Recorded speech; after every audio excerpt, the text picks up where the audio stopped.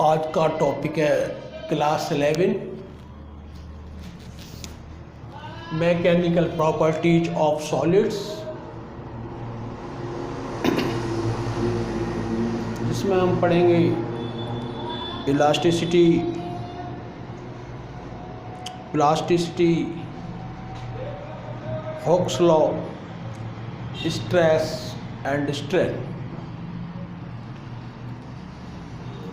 सबसे पहले mechanical properties of solids,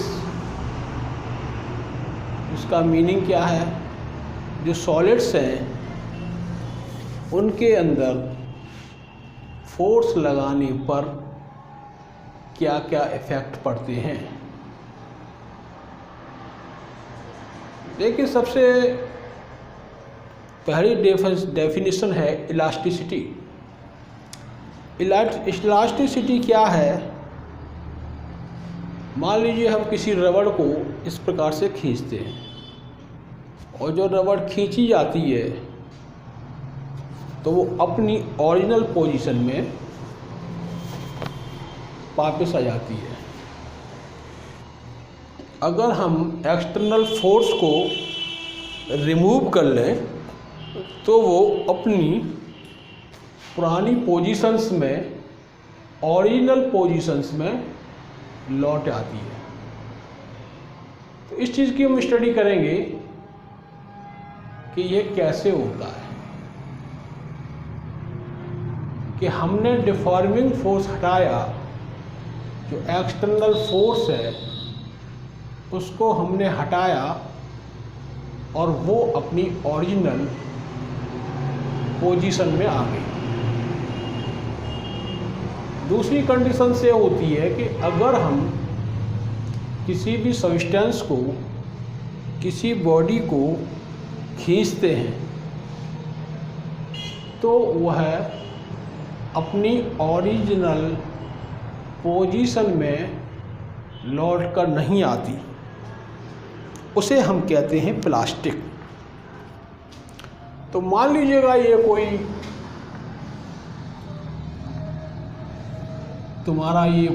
wire है। सपोज करो ये किसी का भी मेटल का वायर है,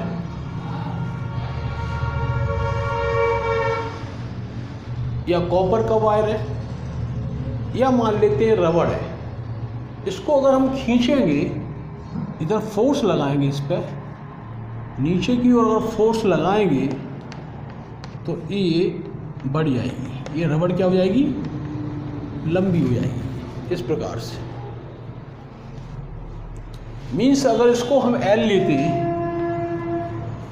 ये लंबाई है, रबड़ की लंबाई। इसको अगर एल लेते हैं तो इसमें जो एक्सपेंशन हो रहा है, जो ये खिंच रही है नीचे की ओर, इसको हम डेल्टा एल मान लेते हैं। हमेशा ध्यान रखिए, डेल्टा वाला होता है छोटा, चेंज इन लेंथ। तो स्वाभाविक है जब हम इसको खींचे तो इस प्रकार की जो लेंथ थी, ये खींचने के बाद यहाँ तक आ गई।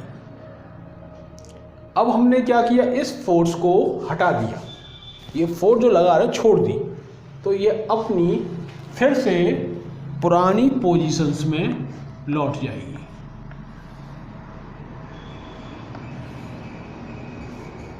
पुरानी पोजीशन क्या थी, एल पर, तो ये एल पे लौट जाएगी। इसको कहते हैं इलास्टिसिटी। ये इलास्टिसिटी होती क्यों है, इसका रीजन क्या है, ये हम क्यों पढ़ रहे हैं। क्या ये सॉलिड्स की प्रॉपर्टी है? बिल्कुल सॉलिड की प्रॉपर्टी है। तो इसको हम इस प्रकार समझेंगे कि जब हम इसको खींच रहे हैं, इस पे हम फोर्स लगा रहे हैं और यहाँ पे हमने इस प्रकार से फोर्स लगा हुआ है, तो ये फोर्स हमने लगाया, एफ फोर्स, लेकिन इसको जब ये हटा दिए इस फोर्स को, तो ये ओरिजिनल पोजीशन में क्यों पहुंच गई। इसका मतलब ये हुआ कि इस पर कोई फोर्स ऊपर की ओर काम कर रहा है। जब खींच दिए, ये फोर्स लगा रहे हैं, इसको हम रिमूव कर दिए, तो ये वहाँ पहुँच गई। तो ये ऊपर कौन पहुँचाया? इसका सीधा सा अर्थ है कि ऊपर पहुँचाने वाला कोई फोर्स है, और ये फोर्स रबड़ के अंदर मौजूद है, या कोई मेटल का वायर है वो भी इसी प्रकार से रिएक्ट करेगा। तो ये इसमें कोई फोर्स है जो उसे ऊपर की ओर खींच रहा है। इस फोर्स का नाम दिया रीस्टोरिंग फोर्स, क्योंकि ये जब हम खींचे थे तो ये स्टोर हो चुका था, इसलिए इसका नाम दिया रीस्टोरिंग फोर्स। तो ये जो फोर्स कहलाता है, जिसको हम नीचे खींचे, जो एक्सटर्नल फोर्स है जिससे हम खींच रहे हैं, ये कहलाता है डिफॉर्मिंग फोर्स। डिफॉर्मिंग फोर्स, क्योंकि इसको डिफॉर्म कर रहा है, इतनी थी यहाँ से यहाँ तक, इसको लंबा कर दिया, रबड़ को लंबा कर दिया, यहाँ तक आ गई, ये डिफॉर्मिंग फोर्स। जब इसको छोड़ दिए तो एक फोर्स इसके अंदर काम कर रहा है जो इसको वापस से यहाँ पर ले गया, ये कह रहा है, क्योंकि इसमें पहले स्टोर हो चुका था और वही काम कर रहा है, तो इसका नाम रख दिए रीस्टोरिंग फोर्स।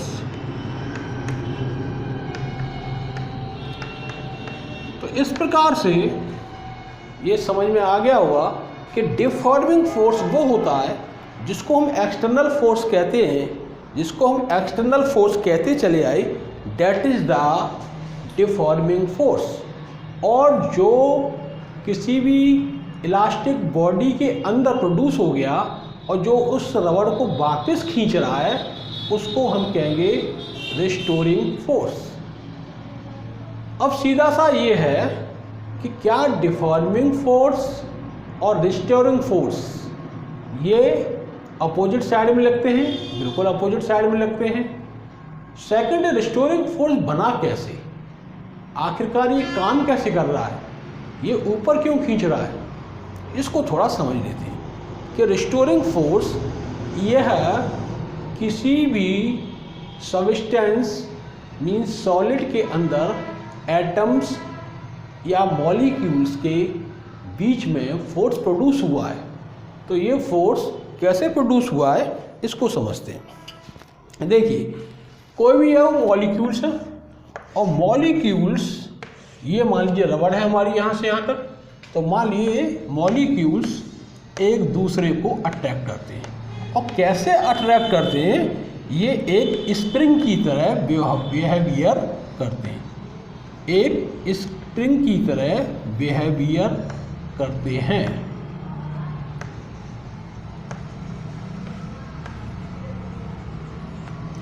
एक स्प्रिंग की तरह बिहेवियर करते हैं। ये क्योंकि माइक्रोस्कोपिक है, इसे हम माइक्रोस्कोप से देख सकते हैं, तो एक स्प्रिंग की तरह बिहेव करते हैं। मीन्स इनके बीच में अट्रैक्शन फोर्स है, इसके बीच में अट्रैक्शन फोर्स है, इस एटम्स के बीच में अट्रैक्शन फोर्स है। सभी जगह इनमें अट्रैक्शन फोर्स है, इसमें अट्रैक्शन फोर्स है, इसमें अट्रैक्शन फोर्स है।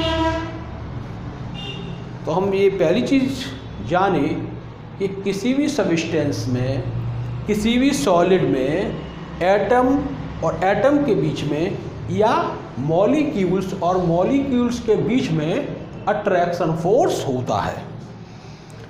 जब हम इसको खींचेंगे, अब देखिएगा ये स्प्रिंग की तरह काम कर रहे हैं, तो जब हम यहाँ फोर्स लगाएंगे तो ये नीचे सभी एटम्स नीचे की ओर खींचेंगे, इनमें एक पुल लगेगा। लेकिन एक एटम का नेचर होता है सॉलिड में कि वो अपनी जो पोजीशन होती है, इसे कहते हैं मीन पोजीशन, जहाँ पे ये है वो वहाँ से वाइब्रेट तो कर लेगा लेकिन लौट के मीन पोजीशन पर ही आएगा।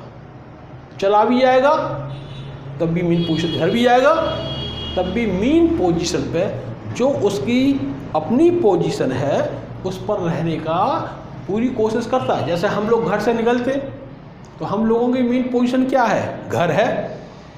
स्कूल जाएंगे तो वापस घर पे आएंगे, सब्जी लेने जाएंगे तो वापस घर पे आएंगे। कहने का तात्पर्य यह है कि हम घर के चारों तरफ कहीं भी जा सकते हैं। इधर भी जाएंगे उधर भी जाएंगे, लेकिन लौट के घर पे आएंगे तो हमारी मीन पोजीशन हो गई घर। इसी प्रकार से इस एटम्स की जो मीन पोजीशन है वो यहाँ पर है, उसकी यहाँ पर है। जब हमने फोर्स लगाया तो ये बढ़ गई, जब ये बढ़ गई तो बढ़ने के बाद ये आ गई यहाँ पे, और इनमें पोटेंशियल एनर्जी स्टोर हो गई, क्योंकि अब ये मीन पोजीशन में जाना चाहेंगी, ये नीचे आ गई क्योंकि फोर्स लगा। तो जब हम फोर्स को रिमूव कर देंगे तो वापस अपनी मीन पोजीशन पे हर एटम जाने की कोशिश करेगा, इसलिए रीस्टोरिंग फोर्स बन जाता है। इसलिए क्योंकि ऊपर जाने की कोशिश करेगा, ये अपनी मीन पोजीशन पर पहुंचने की कोशिश करेगा, तो that is the restoring force. यह रीस्टोरिंग फोर्स इक्विलिब्रियम में डिफॉर्मिंग फोर्स के इक्वल होता है। डिफॉर्मिंग फोर्स F हो गया, तो जितना फोर्स हम इसको कैसे पढ़ेंगे, रीस्टोरिंग फोर्स कैसे निकालेंगे, तो रीस्टोरिंग फोर्स के लिए इक्विलिब्रियम का मतलब ये रुकी हुई है, ये हमने यहीं पे स्थिर कर दी। सपोज कीजिएगा इसमें F का मतलब ये भी हो सकता है लोड लटका दिया। आप जानते हो जो लोड होता है, वजन लटका दिया और यहाँ आके रुक गया। लोड क्या होता है, डेट इज द मास है इसका m, तो F इक्वल टू इसका क्या बनेगा mg। F इक्वल टू क्या बनेगा mg। तो नहीं, तो बात तो वही है, आपने हाथ से खींचा, लेकिन अगर आप मास लटकाते तो हमें ये मालूम पड़ जाएगा फोर्स क्या है। तो हम पिछले क्लासों में पढ़ चुके हैं F इक्वल टू ma, और जब कोई भी चीज़ ग्रेविटी के नीचे मोशन करती है तो A कन्वर्टेड इनटू G, तो A के स्थान पर हो जाता है G, तो F इक्वल टू हो जाता है mg। तो कहने का मतलब mg फोर्स इस पर लग गया। तो जितना ये mg का फोर्स होगा, अब इक्विलिब्रियम में यहाँ के रुक गई, जब तुम इस रबड़ पर कोई भी मास लटकाओगे तो एक जगह जाकर रुक जाएगी, यहाँ पर रुक गई, इसका मतलब इक्विलिब्रियम पोजीशन में यहाँ पे, यहाँ फोर्स कितना लग रहा है mg। यही फोर्स इक्वल किसके होगा, रेस्टोरिंग फोर्स के। जो ऊपर की ओर फोर्स लग रहा है रेस्टोरिंग फोर्स, वो इक्वल होगा इस फोर्स के। इस प्रकार से हम रेस्टोरिंग फोर्स को कैलकुलेट कर सकते हैं। अब प्रॉब्लम, हम एक क्वेश्चन यहाँ ये जानने की कोशिश करते हैं, ये बताओ कि इसमें जो इंटरमॉलिक्यूलर फोर्स है, मॉलिक्यूल और मॉलिक्यूल के बीच में जो इंटरमॉलिक्यूलर फोर्स है, या इसी को हम कह देते हैं एटम और एटम के बीच में इंटर एटॉमिक फोर्स है, ये क्या रेस्टोरिंग फोर्स है? बिल्कुल, यही रेस्टोरिंग फोर्स है, जो अपनी ओरिजिनल पोजीशन को गेन करना चाहता है। लेकिन किस प्रकार का फोर्स है? हमने अभी तक 4 प्रकार के फोर्स पढ़े। There are 4 types of forces. कौन कौन से हैं? एक तो है ग्रेविटेशनल फोर्स, सेकंड है इलेक्ट्रिक फोर्स, और थर्ड है वीक न्यूक्लियर फोर्स, और फोर्थ है स्ट्रॉन्ग न्यूक्लियर फोर्स। क्या ये ग्रेविटेशनल फोर्स है, रिस्टोरिंग फोर्स? क्या इलेक्ट्रिक फोर्स है? और न्यूक्लियर फोर्स और वीक न्यूक्लियर फोर्स और स्ट्रॉन्ग न्यूक्लियर फोर्स, ये तो न्यूक्लियस में होती हैं। तो ये वाला जो रिस्टोरिंग फोर्स है, इट इज, हमें लग रहा होगा एक ग्रेविटेशनल फोर्स है, ये ग्रेविटेशनल फोर्स नहीं है, it is the electric force. ये क्वेश्चन आ जाता है एग्जाम में, क्या रिस्टोरिंग फोर्स है, ये किस प्रकार का फोर्स है? रिस्टोरिंग फोर्स इंटरमॉलिक्यूलर फोर्स है। अब मॉलिक्यूल्स क्या होता है? जैसे H2O है, इसमें 2 होते हैं, H पॉजिटिव, OH नेगेटिव। जब चार्ज की बात होने लगी और यही अट्रैक्शन है उनका, तो इसका मतलब है कि जहाँ चार्ज होगा वहाँ पे इलेक्ट्रिक होगा। तो इसलिए इसका जो है, जो फोर्स काम कर रहा है, that is the electric force. अब बात करते हैं इलास्टिसिटी। तो इलास्टिसिटी वो सब्सटेंस है जो अपनी ओरिजिनल अवस्था में आ जाते हैं। जो अपनी ओरिजिनल में आ गए, अगर हमने उन पर एक्सटर्नल फोर्स लगाया, डिफॉर्मिंग फोर्स लगाया, और वो अगर ओरिजिनल पोजीशन में आ गए तो उसको हम कहते हैं इलास्टिसिटी। तो सबसे पहले हम जो है लिखते हैं इलास्टिसिटी। इलास्टिसिटी क्या होती है? तो elasticity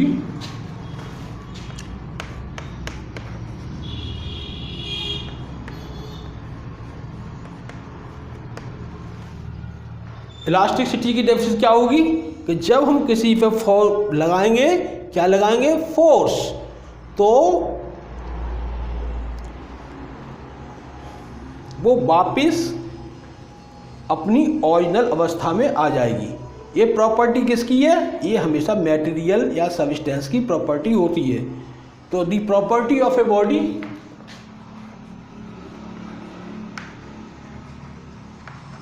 the property of a body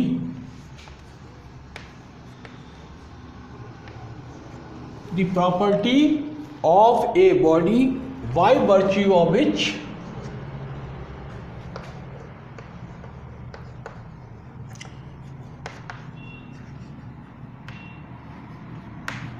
the property of body by virtue of which it tends to get it tends TENDS it tends to gain original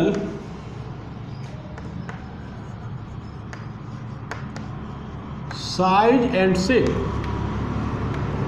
original size and shape। वो property जिससे कोई भी substance अपने original shape और size को regain कर लेता है, उसे हम क्या कहते हैं? कब कर लेता है? जब हम डिफॉर्म फोर्स को हटा लेते हैं। तो ये क्या कहलाएगा? Elasticity.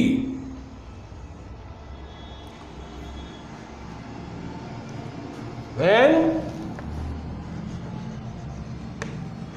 applied force is removed,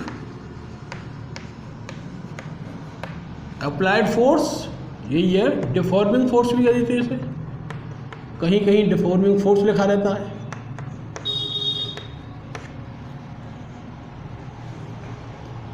इसको कहते हैं इलास्टिसिटी। और सब्सटेंसेस जो होते हैं उनको कहते हैं ना, और सब्सटेंसेस या कह सकते हैं सॉलिड्स विच हैव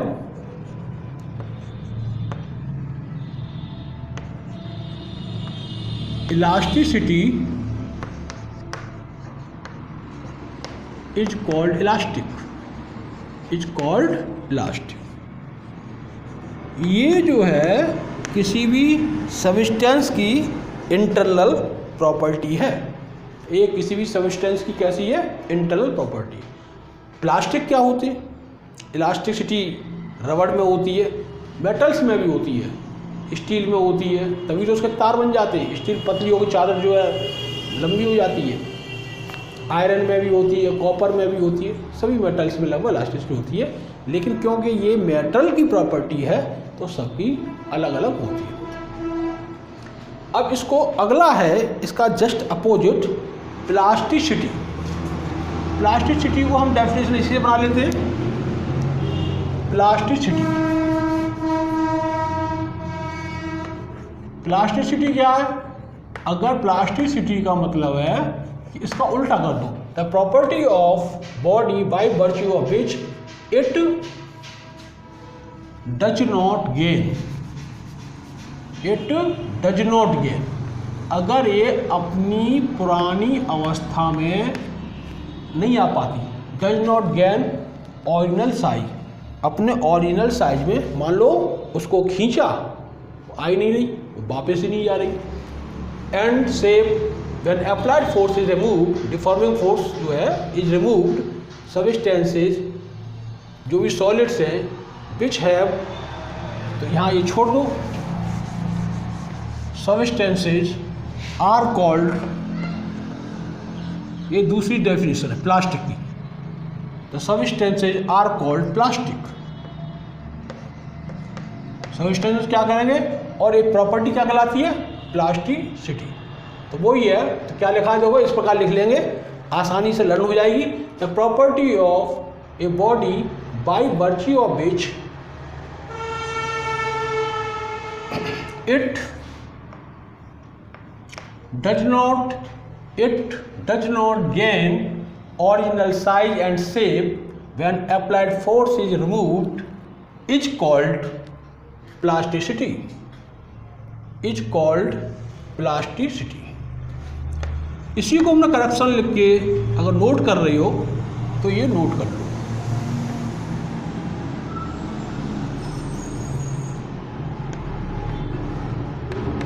अगर नोट करना है तो कॉपी और पेन निकालो और नोट कर लो दोनों डेफिनेशन। तो हमारे पास सबस्टेंसेज टू टाइप्स के हो गए, एक तो इलास्टिक और दूसरे प्लास्टिक। सीधा उदाहरण हम प्लास्टिक का देख सकते हैं, पुट्टी का आटा ले लो, आटे का जब मड़ा हुआ आटा है उसको दबाओ तो दबा का दबा रह जाता है, अपनी अवस्था रीगेन नहीं करता। इसी प्रकार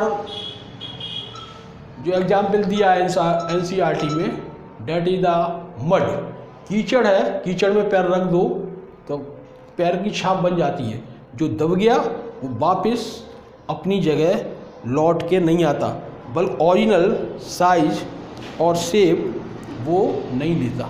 तो ये कहलाता है तुम्हारा प्लास्टिसिटी। अब आ जाते हैं इसके बाद, दोनों प्रॉपर्टी के बाद जो चैप्टर का मेन पार्ट है, that is the stress and strain. Stress and strain क्या है, इसके लिए पहले लेते हैं, देखिएगा जब हमने खींचा तो जो खिंचाव हुआ, क्या हुआ, जो खिंचाव हुआ, जो चेंज इन डायमेंशन हुई उसे हम कहते हैं strain.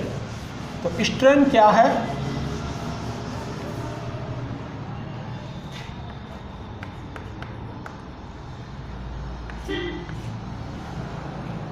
There are 3 types of strain. पहले तो ये देख लो 3 टाइप की है, 3 टाइप्स ऑफ स्ट्रेन, 3 तरह की स्ट्रेन।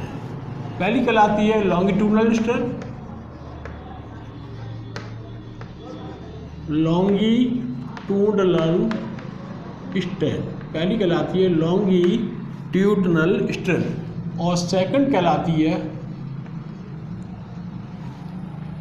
लॉन्गिट्यूडनल हो गई, और सेकंड वाली कहलाएगी वॉल्यूमेट्रिक स्ट्रेन।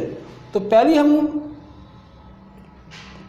लॉन्गिट्यूडनल कह देते हैं, और इसके बाद हम कह देते हैं शेयरिंग स्ट्रेन कह देते हैं, और तीसरी वाली को कह देंगे हाइड्रोलिक स्ट्रेन या वॉल्यूमेट्रिक स्ट्रेन। तो लॉन्गिट्यूडनल स्ट्रेन, फिर हो गई शेयरिंग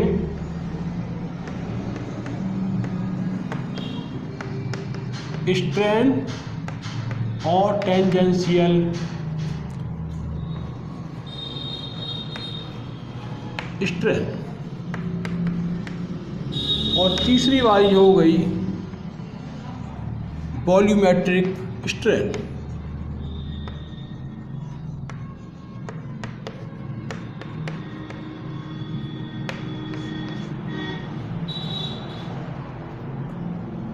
अब देखते हैं लॉन्गिट्यूडनल। ये 2 प्रकार की होती है लॉन्गिट्यूडनल। एक तो होती है लॉन्गिट्यूडनल, ये 2 प्रकार की होती है। एक तो होती है लॉन्गिट्यूडनल स्ट्रेंस, चलो एक ही तरह समझा देते हैं अभी तो फिलहाल में। ये मान लीजिएगा कोई वायर है, अभी हमने बताया इस पर फोर्स लगा, ये L था, इस पर ये डेल्टा L। तो हमने कहा था कि जो खिंचाव होता है इसमें जो ये बढ़ गया वायर यहाँ से, इसमें डिवाइड कर दो ओरिजिनल लेंथ का, तो ये कहलाती है लॉन्गिट्यूडनल स्ट्रेन। पर सबसे बड़ी प्रॉब्लम ये है कि अगर तुमने यहाँ पर लोड रखते गई, मतलब एक्सटर्नल फोर्स को लगाते गए, तो बढ़ता जाएगा बढ़ता जाएगा बढ़ता जाएगा, एक जगह जाके टूट जाएगा। तो जहाँ तक ये मैक्सिमम बढ़ जाए और वापस आ जाए ओरिजिनल पोजीशन में, इसे हम कहते हैं इलास्टिक लिमिट। और अगर टूट जाता है तो वो इलास्टिक लिमिट में नहीं आता। तो ये जो प्रॉपर्टी है जो लॉन्गिट्यूडनल स्ट्रेन की है वो विद इन इलास्टिक लिमिट तो सही है, पर इलास्टिक लिमिट के बाद अगर वो टूट गया तो वहाँ पर ये लागू नहीं होगी। तो हम ये सीधा सा समझ लेते हैं कि इलास्टिक लिमिट के अंतर्गत ही ये काम करेगा। तो हम क्या लिखेंगे, इसकी डेफिनेशन विद इन, ये sentence within elastic limit लिखना बहुत जरूरी है। Within elastic limit, within elastic limit the ratio of, ये the ratio of change of length, ये इसे क्या पढ़ेंगे डेल्टा एल को, चेंज ऑफ लेंथ, क्योंकि पहले लेंथ कितनी थी एल, चेंज कितनी हुई डेल्टा एल, तो चेंज या इंक्रीज कर सकते हैं, एक ही बात है। ये रेशियो तो क्या है, longitudinal strain within elastic limit is the ratio of, क्या रेशियो है, ratio of change in length, change in length to original length. लो ये डेफिनेशन बन गई। फॉर्मूला क्या हो जाएगा स्ट्रेन का, लॉन्गिट्यूडनल स्ट्रेन का, और चाहे स्ट्रेन कह लो उसे, ये कौन सी स्ट्रेन है, लॉन्गिट्यूडनल। लॉन्गिट्यूडनल माने लंबी करने वाली, longitudinal strain is equal to, इसको लिख देंगे delta L upon L, delta L upon L. Delta L क्या है, चेंज इन लेंथ, एल क्या है, ओरिजिनल लेंथ, या फिर दूसरा और पूरा हम लिख देते हैं, वैसे याद इतना कर लो, ये लर्न कर लो, longitudinal strain is equal to delta L upon L. और इस फॉर्मूले को पूरा भी लिख लो, तब भी अगर याद करने के लिए, अगर जो लोग नोट कर रहे हैं तो ऐसे भी लिख देंगे, longitudinal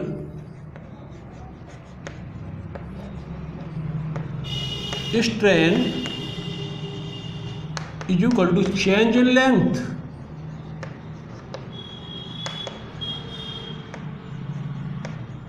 upon original length, original length. तो ये कहलाती है हमारी लॉन्गिट्यूडनल स्ट्रेन। सेकंड नंबर पे हमने लिखा था शियरिंग स्ट्रेन, तीसरी हमने लिखा था शियरिंग स्ट्रेन। अब देखते हैं शियरिंग स्ट्रेन क्या है।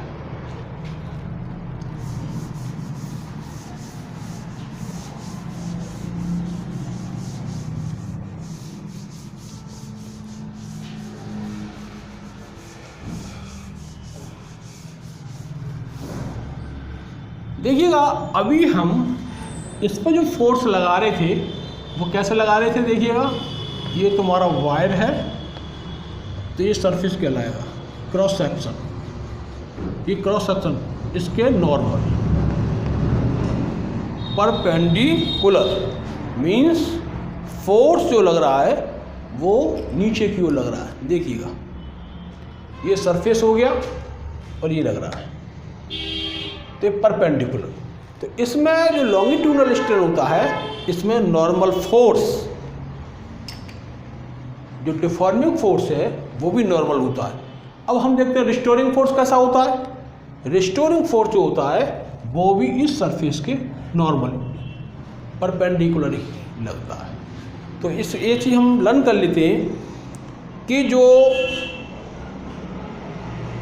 लॉन्गिट्यूडनल स्ट्रेन है उसमें दोनों ही फोर्स कौन कौन से फोर्स, दोनों ही force, deforming force and restoring force, दोनों ही सरफेस से नॉर्मल एक्ट करते हैं। इस प्रकार से 90 डिग्री पे। अब सेकंड जो हम समझ रहे हैं शियरिंग को, तो शियरिंग को क्या है कि देखिएगा ये डिब्बा देखिए, शियरिंग का मतलब इस डिब्बे को हमने दबाया या ये कहिए इसको हमने, ये देखिए इस प्रकार से ये कर दिया, मीन्स इसका न शेप बदला न साइज, ये ले लिए इसका न शेप, ये पहले ऐसे रखा हुआ था अब ये ऐसे कर दिया, तो ये एंगल डिफरेंस हो गया। मतलब ये है, इसको ये समझोगे दूसरे वाले को, ये तो लॉन्गिट्यूडनल था, अब दूसरा वाला समझो। मान लीजिएगा तुम्हारा एक कोई ये डिब्बा रखा हुआ है लोहे का या किसी का,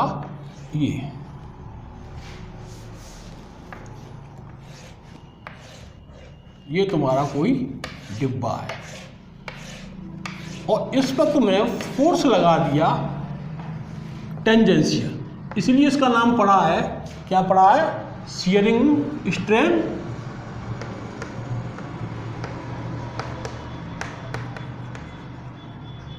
और टेंजेंशियल स्ट्रेन,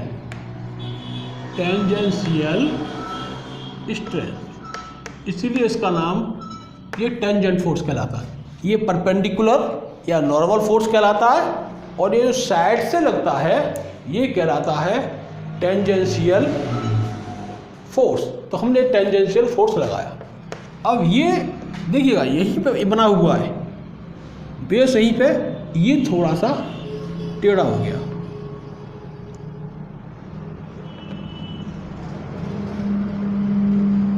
ये बन गया। इसके शेप और साइज में कोई अंतर आया?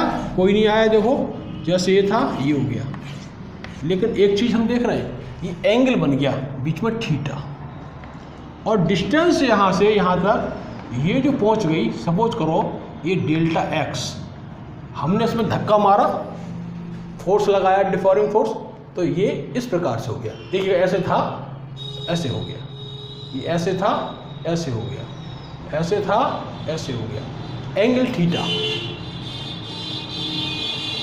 तो शेयरिंग स्ट्रेन क्या फोर्स है? तो हम लिखेंगे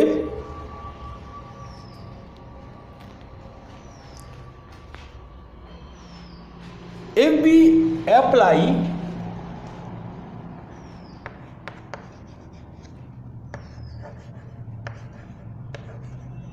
tangential force